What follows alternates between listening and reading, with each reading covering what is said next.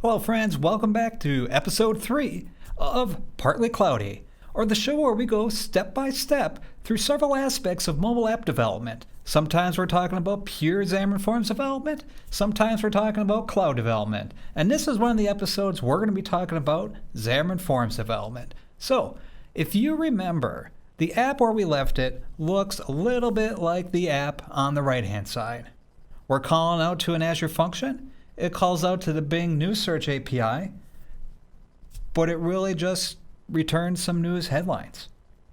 Pretty cool, but doesn't look anything as cool as the app over on the left, where we have tabs along the bottom with some colorful icons, some tabs along the top, and the grid, which really a collection view in the middle, is returning some really neat cells.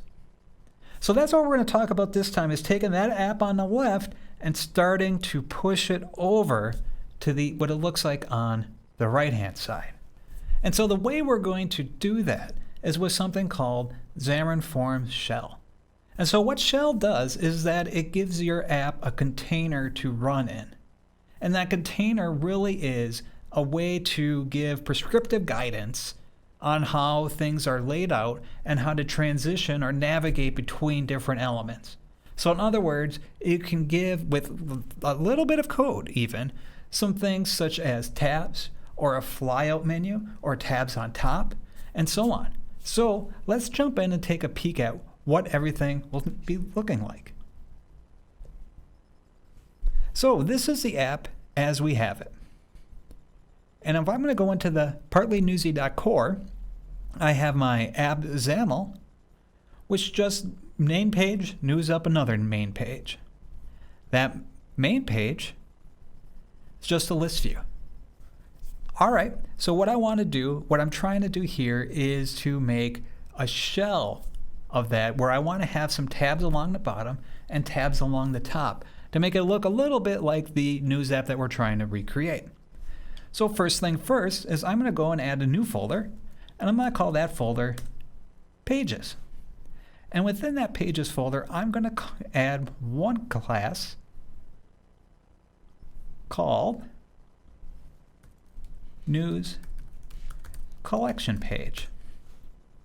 And now that News Collection Page is going to look a lot like my main page in the XAML. In fact, it's going to do the exact same thing. I'm just trying to shell out what the application looks like at this point. And then I'm going to have the same methods on the code behind as well. All right, so my news collection page is going to do the exact same thing as my main page. All right, so the next thing I want to do is then go ahead and add in another file called App Shell Page. And this is going to serve as my shell for everything. So it's going to inherit from shell. So I'll make both of these changes and clear this out. And I'm going to format it just a bit more so we can see everything.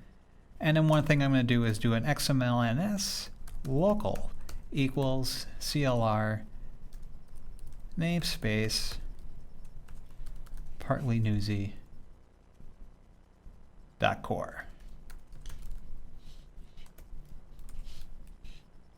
Great. And so for one of the things I can do with my shell is put in a tab bar element.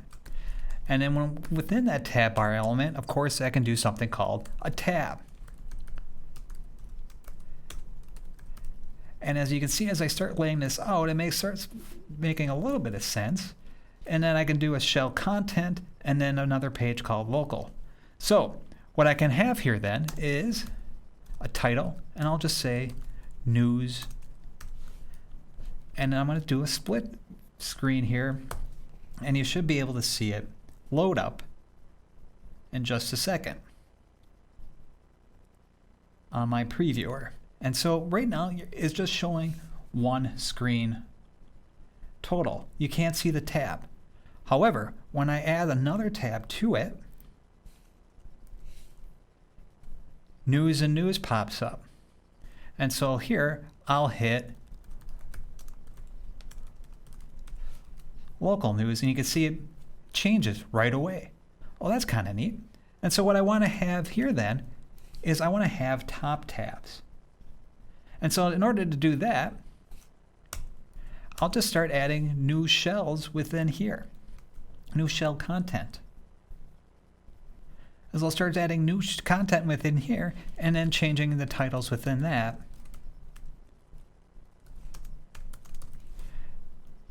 to reflect what they should be. My News, US News,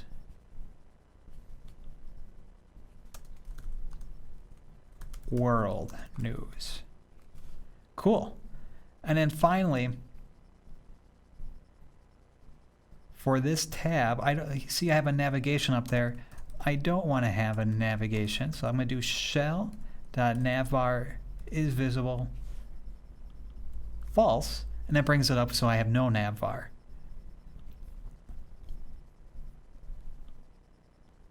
So the next thing is then to change out my app.xaml. Instead of doing a new main page, doing a new app shell page. I'll run my app then. And we can see I have everything here. My News, US News, World News, News, and Local News. So I wanted to make it a little more spiffy where I have some icons down here for the tabs. And those are done through what's called a font image source. So I'll go back here, and the way I can do that is actually adding a special font into the resources here. So I'm going to do add files, and I already have it done on my desktop, the segmdl2.ttf. So I'm going to copy that into my iOS app. I'm going to copy it into the assets file of my Android app. And then on iOS, I have to change the info.plist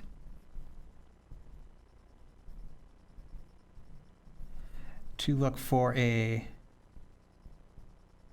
fonts provided by application.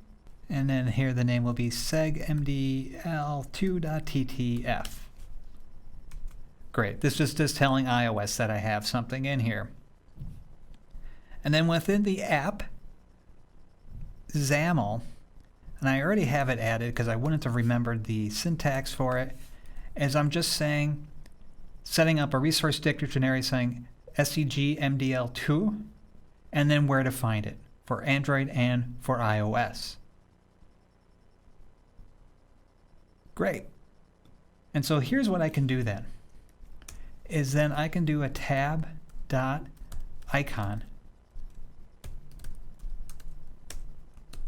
and then do a font image source.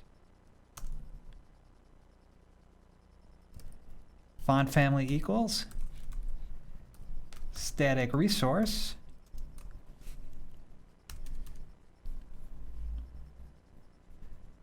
which is going to be a segmdl2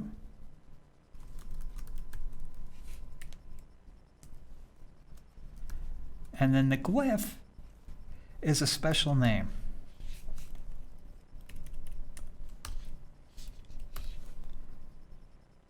And that's going to be &X. And then I'm going to go over to the Siegel MDL icons page where it tells me various icons. So I'm going to say E708 for 1, which will give me this moon symbol. E708. And if I do a split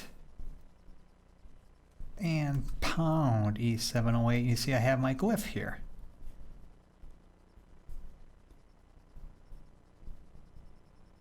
And so here for my, so do the same thing over for the bottom tab.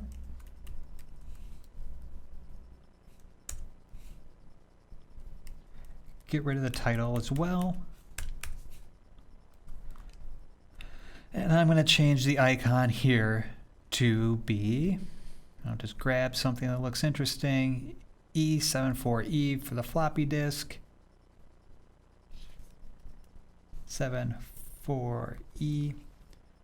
Go back to split, and you can see I have a floppy disk. And I want to change it to red too.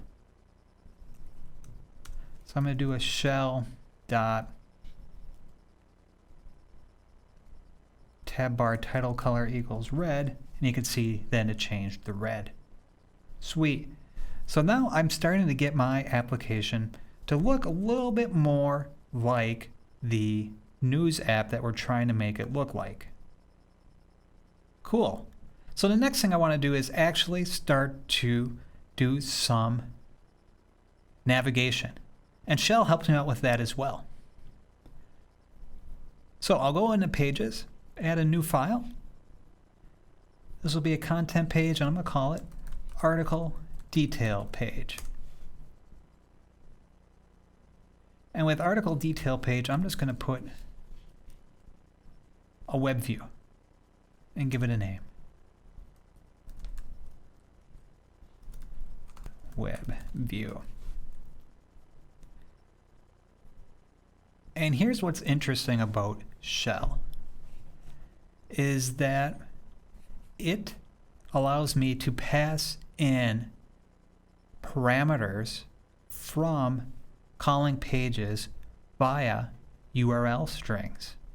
So I can do query properties here, and I'm going to say the incoming query property is going to be article URL, and it's going to go to, or the property's name is going to be article URL, and the incoming one is going to be called article URL.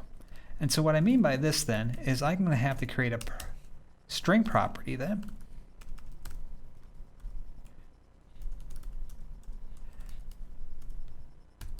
All right. So what this is doing then is whenever this article detail page gets called, it's going to expect a property being passed in called article URL, and then when it appears, it's going to populate that web view with that article URL. All right, so how do I call that then? Well, first off, in app shell, there's going to be something called routing.register route. And for that register route, I'm just going to say whatever I want to call it. So article detail, and say what I'm going to want it to load then. Type of article detail page. So far, so good. And so then now on my news collection page, in my list view, I'm going to do item selected is going to be equal to news list item selected. And I'm going to go implement that.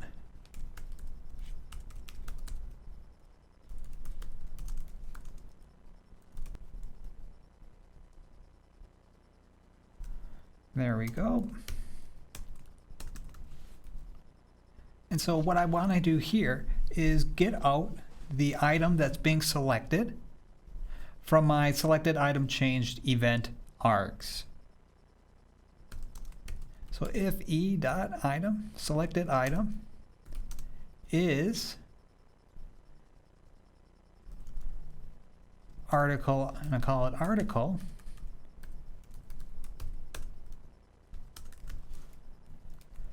go like that.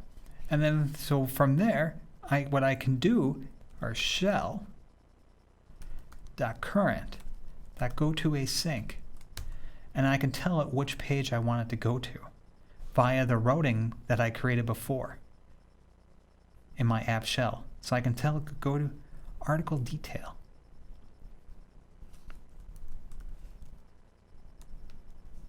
And to animate. And of course I want to await it. And then set my news list selected item to null. But I mentioned though that I'm going to pass in the article URL. So how do I do that? Well, I have my article out. So what I can do then is do a var URL is URI.encode escape the data article dot article URL. So now I'm going to have an URL escaped data string. So I can do something like this.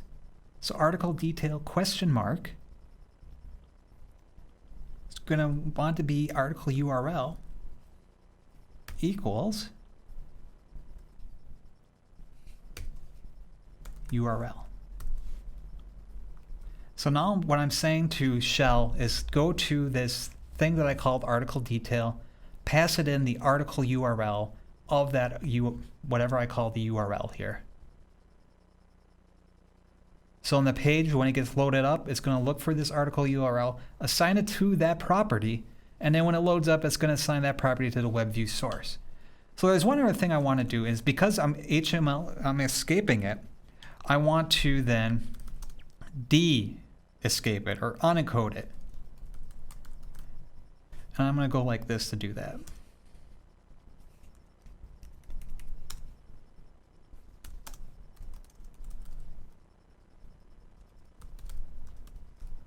Very good. So now I have my article URL returning. When I set it, I'm equal to that. And then when I get it, is there. So now I should be able to run my app and be able to navigate back and forth. Let it load up. We can see I have everything here. I'll go in and now I'm able to navigate to my second page. Very cool. All right, great. So part 3 of the Partly Cloudy show made our app look a little bit more like the final app that we're going for by introducing Xamarin.Forms Shell. Now, in the accompanying GitHub repo that I'll put out with this show, I'll have a little bit more information about implementing Shell, including making the app look more like it. And in the in-depth article that comes along with it, I'll really dive deep into Shell and show you how a lot of things are done. So until part 4, my name is Matt Sokup, and you can find me everywhere on the internet at CodeMailMatt, at Twitter, on GitHub, and on my blog, CodeMailMatt.com. Until next time, on Partly Cloudy.